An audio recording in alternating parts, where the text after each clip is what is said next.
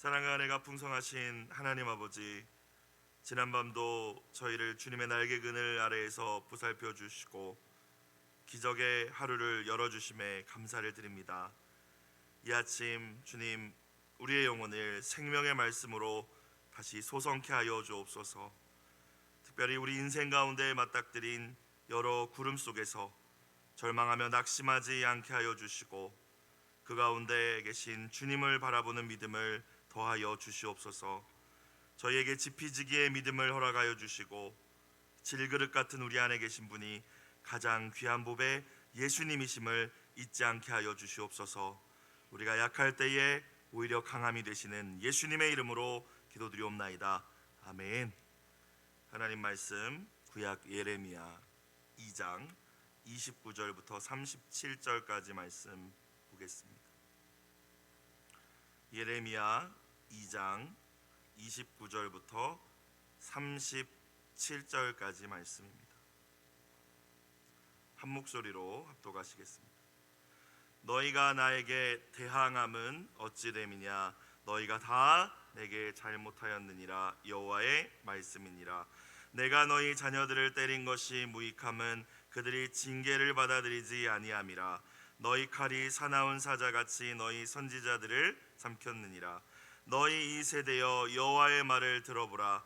내가 이스라엘에게 광야가 되었었느냐? 캄캄한 땅이 되었었느냐? 무슨 이유로 내 백성이 말하기를 우리는 노였으니 다시 죽게로 가지 아니하겠다 하느냐? 처녀가 어찌 그의 패물을 입겠느냐? 신부가 어찌 그의 예복을 입겠느냐? 오직 내 백성은 나를 잊었나니 그날 수는 셀 수 없거늘. 네가 어찌 사랑을 얻으려고 너의 행위를 아름답게 꾸미느냐? 그러므로 너의 행위를 악한 여자들에게까지 가르쳤으며 또 너의 옷단에는 죄 없는 가난한 자를 죽인 피가 묻었나니 그들이 담구멍을 뚫었기 때문이 아니라 오직 이 모든 일 때문이니라. 그러나 너는 말하기를 나는 무죄하니 그의 진노가 참으로 내게서 떠났다 하거니와 보라, 너의 말이 나는 죄를 범하지 아니하였다 하였으므로 내가 너를 심판하리라. 네가 어찌하여 너의 길을 바꾸어 부지런히 돌아다니느냐? 네가 아수르로 말미암아 수치를 당한 같이 또한 애굽으로 말미암아 수치를 당할 것이라. 내가 두 손으로 너의 머리를 싸고 거기서도 나가리니 이는 네가 의지하는 자들을 나 여호와가 버렸으므로 내가 그들로 말미암아 형통하지 못할 것임이라. 아멘. 은혜를 사모하며 나오신 모든 분들 가운데 하나님의 귀한 말씀을 통하여 주시는 은혜가 함께 하시기를 축복합니다. 어제 주일 말씀부터 조금 살펴볼 필요가 있을 것 같습니다. 어제 이제 매일 성경 본문 말씀은 예레미야 2장 20절에서 28절까지 말씀이었어요. 특별히 하나님께서 이 이스라엘과 유다가 우상 숭배에 빠진 것에 대해서, 우상 숭배의 중독에 빠진 것에 대해서 탄식하시는 장면의 말씀이었습니다. 어제로부터 이제 오늘 말씀이 이어지는 것이거든요. 하나님께서는 언약 백성인 이스라엘에게 분명히 나 외에 다른 신을 섬기지 말라고 말씀하셨지만, 이스라엘은 가나안에 정착한 이후 높은 언덕에 산당을 쌓고 또 푸른 나무 아래에서 우상에게 절하며 행음하였다라고 어제 말씀에 주님께서 예레미야를 통하여 말씀하셨습니다. 주님은 저들의 죄가 너무 오래되어서 잿물로 씻고 비누로 닦아도 지워지지 않는다고까지 하셨죠. 여러 번 선지자들을 통하여 말씀을 주시고 당부하고 경고도 하셨지만 이스라엘은 끝까지 듣지 않고 마치 발정난 암나기처럼 다른 신들을 찾아 이리저리 헤맸다라고 말씀하셨습니다. 타락한 유다 역시 평소에는 풍요와 다산을 바라면서 나무와 돌로 만든 우상에게 절하며 그 우상을 향하여 나의 아버지 나의 어머니라고 부르다가 어려움을 만나게 되면 그제서야 주님을 부르며 도움을 구하는 배은망덕한 백성이다 라고 주님이 선언하셨습니다. 물이 새는 웅덩이처럼 아무 도움도 주지 못하는 우상들만 수없이 만들어내면서 그들의 종이 되어버린 것이 내 백성 이스라엘 유다의 모습이다 탄식하시는 말씀이 어제의 말씀이었습니다. 생각해보면 저와 여러분을 향한 말씀은 혹시 아닌지 먼저 돌아보실 수 있는 은혜가 있기를 주님의 이름으로 축복합니다. 목사님, 저는 나무나 돌로 우상을 만들어 섬긴 적이 없는데요. 하지만 저희가 다 알고 있지 않습니까? 우상이란 우리 마음속에 있다라는 사실을. 그렇죠? 하나님을 정말 전심으로 사랑하고 우리가 하나님만을 정말로 의지하고 정말 하나님만을 예배했는지, 물론 이 예배의 자리에 나와서 하나님의 이름을 높여드렸지만 우리의 삶 속에서 우리가 쫓고 우선순위 삼고 예배했던 분이 정말 하나님 한 분인지, 아니면 수많은 우상들이 우리 가운데 있지는 않은지 먼저 돌아볼 수 있기를 주님의 이름으로 부탁드립니다. 자, 이토록 하나님을 버리고 우상 숭배와 여러 죄악에 빠진 유다가 하나님의 진노의 심판의 메시지를 참 많이 들었잖아요. 많은 선지자들을 통하여서. 이스라엘도 그렇고 또 남유다도 마찬가지였습니다. 또 때로는 하나님께서 이방 민족들을 통하여서 회초리로 징계하시기도 하셨죠. 그럴 때마다 이들의 반응이 어떠했습니까? 겸손히 엎드려서 회개하고 하나님 앞에 온전히 돌아왔으면 참 좋았겠지만, 하나님께서 어찌 자기 백성을 버리시냐고, 왜 이러시냐고 쉽게 말했어요. 하나님, 도대체 저에게 왜 이러세요? 하나님 선하신 분 맞으세요? 이것이 그들의 반응이었다라는 것이죠. 오늘 29절 말씀을 볼까요? 너희가 나에게 뭐함은 대항함은, 이게 그 말씀입니다. 엄청난 우상 숭배와 여러 죄악에도 참아주시고 기다려주시는 하나님의 그 마음을 모르고 오히려 하나님께서 선지자들을 통하여 책망하실 때에, 또는 하나님께서 징계하실 때에 왜 그러세요? 저와 여러분 가운데 있는 모습은 아닙니까? 하나님께서 분명히 선언하시죠. 너희가 나에게 대항함은 어찌 됨이냐. 유다야, 이스라엘아, 너희 성읍만큼 그 많은 신들을 만들고 우상을 숭배하였으면서 어떻게 지금 나와 따지겠다라는 거냐? 변론하겠다는 거냐? 이 말씀입니다. 그러면서 분명하게 뭐라고 말씀하십니까? 너희가 다 내게 잘못하였다. 하나님, 저는 잘못한 게 없는데요 가 아니라 주님의 이 말씀에 겸손히 회개하는 마음으로 나아갈 수 있는 이 새벽이 되시기를 다시 한번 주님의 이름으로 축복합니다. 하나님, 회개하는 자에게 언제나 은혜를 주실 줄로 믿습니다. 오늘도 말씀을 들여다보니까요, 이스라엘이 망한 이유는 죄를 져서 망한 게 아니라 회개하지 않아서 망했어요. 하나님께서는 오늘 우상 숭배 이외에도, 우상 숭배 자체로도 어마어마한 큰 죄악이고 충분히 심판받아야 마땅하지만 그 외에도 이들이 저지른 수많은 죄악들에 대해서 열거하시면서 심판을 예고하고 계십니다. 30절 말씀 볼까요? 내가 너희 자녀를 때린 것이 무익함은 이라고 말씀하시죠. 하나님의 징계가 있었다라는 거예요. 유다와 이스라엘의 자녀를 때렸다. 저도 이제 하랑이를 키우면서 하나님께서 하랑이를 통해서 사인을 주실 때가 많습니다. 물론 여러분, 자녀가 아픈 게 무조건 부모가 잘못해서 그렇다라는 의미는 아닙니다. 저의 경우 그랬다라는 거예요. 무언가 깨달을 것이 있을 때 하랑이를 통하여서 가르쳐 주신 적이 많았던 것 같아요. 특별히 아이가 아프거나 할 때 이제 더 하나님 앞에 엎드리지 않겠습니까? 오늘 말씀도 이제 그런 의미죠. 이스라엘을 징계하셨다라는 거예요. 근데 하나님께서 아무 소용이 없구나 탄식하신, 내가 너희를 자녀를 때려서 좀 정신 차리라고 때렸는데 무익하다, 헛수고했다 라고 말씀하십니다. 왜요? 그들이 징계를 어떻게 했대요? 받아들이지 아니함이라. 아버지 하나님께서 그분의 백성과 그분의 자녀인 저와 여러분을 사랑하시기 때문에 때로 돌이키라고 징계하실 때에 겸손히 받아들이는 것이, 주님 제가 범죄하였습니다, 주님 제가 다시 잘 해보겠습니다, 그렇게 하나님 앞에 나아가는 것이 지혜임을 깨달으실 수 있기를 축복합니다. 돌아봤으면 좋겠습니다. 하나님께서 우리에게 책망과 권면, 때로는 강하게 말씀을 주실 때에 저희와 여러분 어떻게 받아들이고 있습니까? 목사님 또 나를 때리시네, 이렇게 받아들이고 계시진 않습니까? 사실 하나님께서 메시지를 통하여 주시는 그 메시지보다 저와 여러분의 죄가 더 많다는 사실을 기억할 수 있기를 주의 이름으로 축원합니다.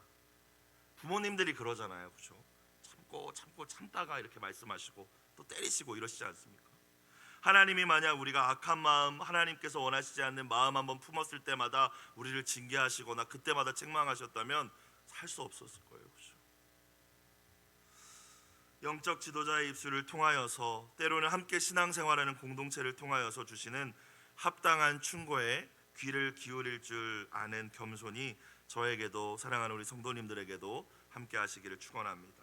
자, 오히려 이들이 어떻게 반응했어요? 그냥 받아들이지 않을 뿐만이 아니라 30절 후반에 가니까요, 너희 칼이 사나운 사자같이 너희 선지자들을 어떻게 했대요? 삼켰느니라.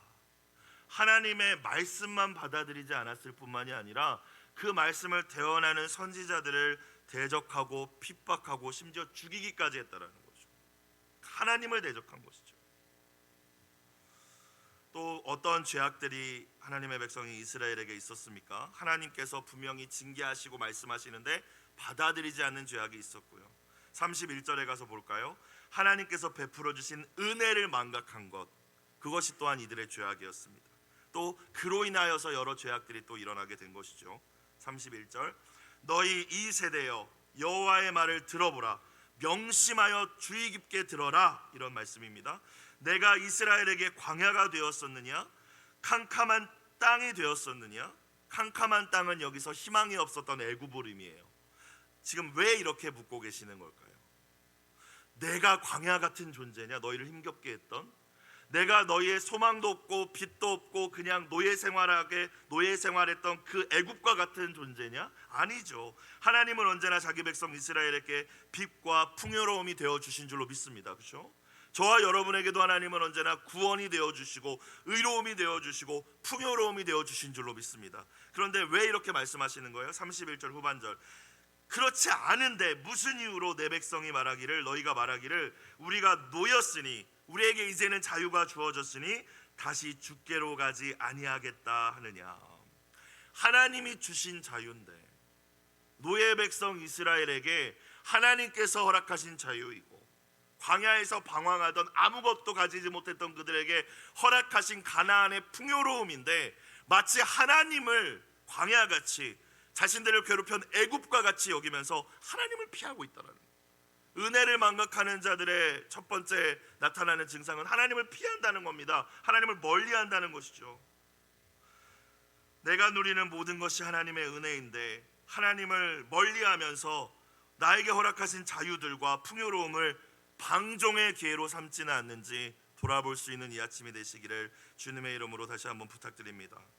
여러분, 세상 향락과 쾌락에 빠져버리면요, 하나님 말씀대로 사는 삶, 경건하고 거룩한 삶이 오히려 나를 속박하는 애국과 같이 여겨질 수도 있습니다.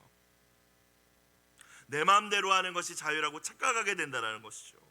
하나님의 은혜를 잊어버리면 그렇게 되는 거예요. 근데 사실 그것은 진정한 자유가 아니지 않습니까?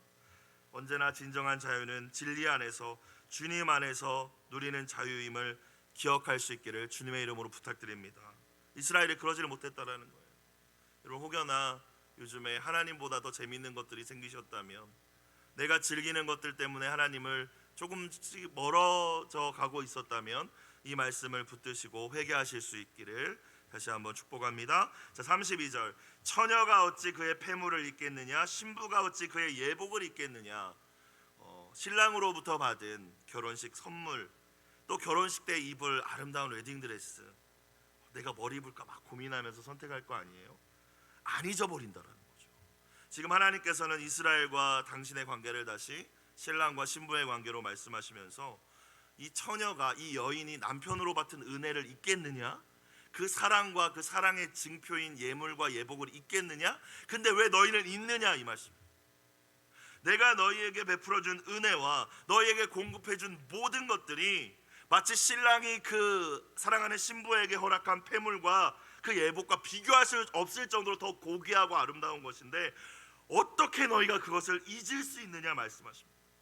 32절 후반부, 오직 내 백성은 나를 잊었나니 그 날수는 셀 수 없거늘.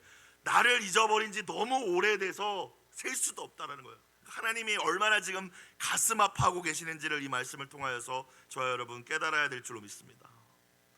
너희가 나를 떠난 지 얼마나 오래됐는지 셀 수도 없다라는 거예요. 내가 너희에게 베푼 그 은혜를 너희가 잊어버리고 너희 멋대로 산 지 얼마나 오래됐는지 내가 가슴이 먹먹하다는 거예요. 그게 아버지의 마음이지 않습니까? 메시지를 통하여 주시는 것이, 선지자들을 통하여 주시는 것이 뭐 결론만 들으면 심판하겠다, 하나님 진노하시네, 이게 아니라 거기까지 가기까지의 아버지의 마음이 인내하시고 삼아주시며 계속하여서 긍휼을 베푸시던, 하지만 끝까지 돌아오지 않는 자기 백성을 향하여서 결국에는 회초리를 들 수밖에 없는 그 아버지의 마음을 헤아릴 수 있는 저와 여러분이 되셨으면 좋겠습니다. 33절, 네가 어찌 사랑을 얻으려고 너의 행위를 아름답게 꾸미느냐, 그러므로 너의 행위를 악한 여자들에게까지 가르쳤으며. 두 가지 해석이 가능한 구절입니다. 첫 번째는 너의 행위를 아름답게 꾸미느냐, 겉으로 보기에는 번지르르한 종교적인 어떤 형식적인 모습은 있었다라는 거예요. 그런데 너의 행위를 악한 여자들에게까지 가르쳤다. 세상보다 더 악했다라는 거예요. 세상보다 거짓말 더 잘하고, 세상보다 더 음란하고, 그래서 세상에 와서 아니 어떻게 거짓말하는 거야? 배웠다라는 그런 의미이지 않습니까?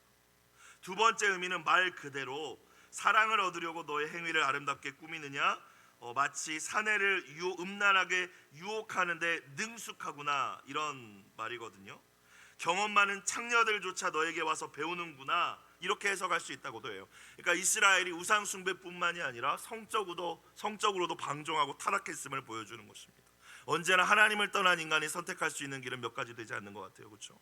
세상 쾌락, 음란, 우상 숭배, 이런 모습들이 하나님의 백성인, 언약 백성인 이스라엘에게 있었다라는 거예요. 그러면 저와 여러분 생각해 보아야 됩니다. 교회를 다니는 것만으로 충분한가? 우리의 자녀들이 교회를 다니는 것만으로도 하나님의 백성답게 살고 있는가?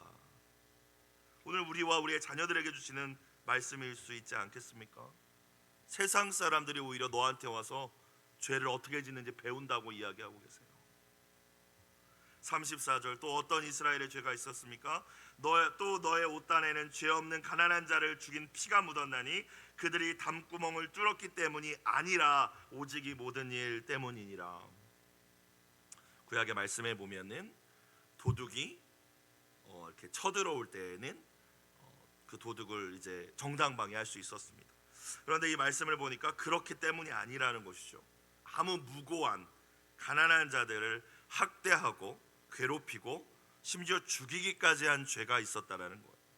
실질적으로 자신들이 직접 죽이지 않았어도 악한 사회 구조 속에서 나 몰라라 했다라는 거죠. 그것까지 하나님께서 말씀하고 계시는 것입니다. 저 여러분도 마찬가지입니다. 우리가 직접 가난하고 연약한 분들을 우리가 직접 해야지는 않았을지라도 도움을 요청하는 그들을 외면하고 무관심하며, 그래서 그들이 죽음에 이르게 했다면, 여기저기에 정말 십자가는 넘쳐나는데 굶어 죽은 자가 있다, 뭐가 부족해서 얼어 죽은 자가 있다, 그럼 우리 책임이라고 생각해야 된다는 거예요. 그런 일들이 실제로 일어나지 않습니까? 영아를 유기하고 정말 많은 십자가는 세워져 있는데 교회가 또 하나님 나라 백성인 저와 여러분이 그들에게 무관심하여서 저희의 옷단에 그들의 피가 묻어 있을 수 있다라는 것, 그 죄악이 이스라엘에게 있었다는 것입니다. 35절, 자 그런데요, 회개하면 되는데 하나님, 내가 하나님도 멀리했습니다. 은혜도 잊어버렸습니다. 제가 가난하고 힘없는 자들을 함부로 대하고 그들을 돌보지도 못했습니다. 하나님의 말씀도 무시했습니다. 회개하면 되는데 어떻게 반응합니까 이스라엘? 35절, 그러나 너는 말하기를 나는 뭐하니? 무죄하니. 제가 무슨 죄가 있습니까? 저만 이렇게 사는 거 아니잖아요. 하나님 다 그러고 삽니다. 요즘에 누가 그렇게 신앙생활합니까? 라고 이야기한다는 거죠. 그의 진노가 참으로 내게서 떠났다. 하나님 나에게 벌 주시지 않을 거야. 나 죄 없는데, 이랬다는 거예요. 그것이 뻔뻔스러운 이스라엘과 유다의 태도였다는 것이죠. 그런데 하나님 뭐라고 말씀하십니까? 35절 후반부, 보아라 너의 말이 나는 죄를 범하지 아니하였다 하였으므로 내가 너를 심판하리라. 네가 죄가 없다고 말해서 너를 심판하시겠다라고 말씀하고 계세요. 앞서 이 죄 때문에 심판하시는 게 아니라 하나님께서 말씀을 통하여서 선지자들을 통하여서 지적하셨을 때에 회개하지 않았기 때문에, 돌이키지 않았기 때문에, 하나님 앞에 겸손하지 않았기 때문에 심판하시겠다, 그 심판을 선언하고 계시는 줄로 믿습니다. 하나님께서 언제나 원하시는 것은 상한 심령입니다. 꺼져가는 등불을 끄지 않으시고 상한 갈대를 꺾지 않으시는 하나님께 겸손한 마음으로 언제나 말씀 앞에서, 아유 나만 그런 거 아니잖아요, 하나님 뭐 내가 이 정도는 뭐 죄가 아니잖아요가 아니라 겸손하게 엎드릴 수 있는, 회개할 수 있는 이 아침이 되기를 주님의 이름으로 축복합니다. 죄를 짓는 것도 사실 심각한 일이지만 거룩하게 치열하게 살기 위하여 우리가 노력해야겠지만 우리 완벽한 사람이 어디 있겠습니까? 나도 모르는 사이에 넘어질 수도 있고, 본성 자체가 이기적이기 때문에 순간순간 선택 자체가 나 자신을 위한 것을 선택하게 되고 말도 함부로 하게 되고, 항상 성령 충만하여서 성령이 말하게 하심을 따라 말해야 되는데 또 말로 또 실수하여서 누군가에게 실족하게도 하고. 하지만 중요한 것은 하나님께서 깨닫게 하셨을 때, 은철아 그거 아니야, 내 종아 거기서 돌이키라 하셨을 때에 하나님 아닌데요, 나 죄 없는데요가 아니라 겸손히 엎드릴 수 있는 은혜가 있기를 축복합니다. 여러분, 아합 왕도 그 악한, 이스라엘에서 가장 악하다고 하는 아합 왕도 엘리야의 경고를 듣고 나서 하나님 앞에 겸비하였을 때 심판을 그에게서 하나님께서 유보하시고 그의 아들에게 넘기셨단 말이에요. 하나님 언제나 회개하는 심령을 귀하게 여기신다는 것이죠. 마지막 이스라엘의 죄가 무엇입니까? 36절 37절입니다. 네가 어찌하여 너의 길을 바꾸어 부지런히 돌아다니느냐. 부지런하게 사는 게 참 이 시대의 덕목이잖아요. 열심히 사는 거. 여러분, 근데 하나님이 보실 때는 그렇지 않다라는 거예요. 하나님을 의지하지 않은 채로 부지런하게 열심히 사는 것 아무 소용없다. 그런데 특별히 말씀에서 너의 길을 바꾸었다라고 하죠. 하나님의 백성 이스라엘이 나가야 할 길은 진리이신 하나님이신 줄로 믿습니다. 저와 여러분도 마찬가지. 하나님만을 의지하는 그 길로 저와 여러분이 평생 나아가야 할 줄로 믿습니다. 근데 이스라엘이 그 길을 바꾸어서 바빴어요. 왜냐하면 굉장히 위기 상황이었거든요. 예상치도 못한 민족, 약소민족이었던 바벨론이 한순간에 강해져서 북이스라엘까지 멸망시키고 이제 유다까지 위협하는 상황 속에서 여러 선지자들을 통하여서 이 상황을 보고 깨달아라, 회개하라 하시는데, 이스라엘이 선택한 길은 자신들을 도와줄 만한 다른 강대국을 의지하는 거였어요. 그래서 바빴어요. 내 방법을 찾느냐고 바빴어요. 내가 살 길을 만들어 보려고 바빴다는 거예요. 근데 하나님이 보실 땐 그건 뭐예요? 범죄라고 말씀하십니다. 뭐라고 말씀하십니까? 36절 후반부, 네가 아수르로 말미암아 수치를 당한 같이. 아수르한테 도와달라고 했지만 아수르 바벨론한테 망했거든요. 또한 애굽으로 말미암아 수치를 당할 것이라. 이번에는 이집트, 애굽에게 가서 우리 좀 바벨론으로부터 좀 도와줘 하고 있지만 나를 의지하는 것이 아니라 강대국을 찾아 분주하게 그들과 동맹을 위하여 애쓰고 있는 너희들 결국 수치당할 것이다. 여러분, 동맹이 잘못되었다는 것이 아니라 하나님을 의지하지 않기 때문에 수치를 당할 것이라고 말씀하신 것이죠. 37절, 너가 두 손으로 너의 머리를 싸고. 이스라엘 백성들, 유대인들이 머리를 싸는 행위가 뭐예요? 부끄러울 때, 괴로울 때 머리를 싸죠. 옷을 찢죠. 부끄러움을 당하게 될 것이다. 거기서도 나가리니, 쫓겨나리니. 애굽의 동맹을 요청하러 가보겠지만 아무 소용이 없을 것이다. 이는 네가 의지하는 자들을 나 여호와가 버렸으므로 내가 그들로 말미암아 형통하지 못할 것임이라. 그들에게서 아무런 도움을 받지 못할 것임이라 라는 말씀입니다. 여러분, 하나님만 의지하는 것이 믿음이라면 이번 여름 성경학교 또 첫 번째 우리 아이들에게 가르쳐야 되는 공과의 주제인데요, 하나님만 의지하는 것이 진짜 믿음이라면 하나님만 의지한다고 살 수 있겠어? 라고 생각하면서 나 스스로 하나님 아닌 다른 길, 안정적인 길을 마련해 보려고 바쁘고 분주하게 사는 것, 하나님 보실 때 죄악임을. 왜 죄악일까요? 불신이기 때문이죠. 믿음이 없이 행하는 모든 것이 죄임을 깨달으실 수 있기를 주의 이름으로 축원합니다. 열심히 산다는 거요, 성실하게 산다는 거요, 아름다운 덕목입니다. 하지만 하나님 없이 산다는 거요, 오늘 그 말씀 마지막으로 하시잖아요. 내가 그렇게까지 얘기하는데 나에게 돌아오는 일을 가장 먼저 해야 되는데, 사역자인 저에게도 주시는 말씀이죠. 네가 가장 먼저 해야 되는 일은 은천아, 돌이켜 회개하고 내 앞에 엎드리는 것인데 그렇게 분주하냐? 너가 그렇게 분주해서 무언가 이룰 수 있을 것 같으냐? 너의 지혜를 의지하여서 아이들을 은혜 가운데로 이끌 수 있을 것 같으냐? 말씀하고 계십니다.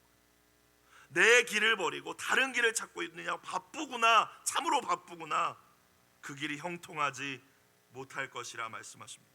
여러분, 불신으로 선택한 길의 끝은 형통이 아니라 수치라는 사실을 깨달으실 수 있기를 축복합니다. 오늘 매일 성경 공동체 기도 제목 무엇입니까? 이스라엘 백성의 모습을 반면교사로 삼아 심판을 자초하는 죄악을 버리도록 도와주옵소서. 오늘 이 유다와 이스라엘의 모습이 저와 여러분의 모습일 수도 있습니다. 한두 가지의 죄악이 저와 여러분의 죄악일 수도 있고, 모든 죄악된 모습이 저와 여러분의 모습일 수도 있어요. 오늘 첫 구절에서 주신 말씀, 너희가 다 잘못했다고 말씀하셨습니다. 하나님 앞에서 제가 멀려가 아니라, 하나님 왜 그러세요가 아니라, 겸손하게 다른 이 환경을 먼저 바라보며 판단하고 불평하는 것이 아니라, 오늘 주신 말씀 앞에서 겸손히 나 자신을 먼저 돌아보며 하나님이 원하시는 기뻐하시는 회개로 나아갈 수 있기를 주님의 이름으로 축복합니다. 기도드리겠습니다. 사랑과 은혜가 풍성하신 아버지 하나님, 하나님이 허락하신 자유를 방종의 기회로 삼지 않게 하여 주시고, 항상 주님을 경외하며 거룩하고 경건하게 살아가는 주님의 백성들이 다 되게 하여 주시옵소서.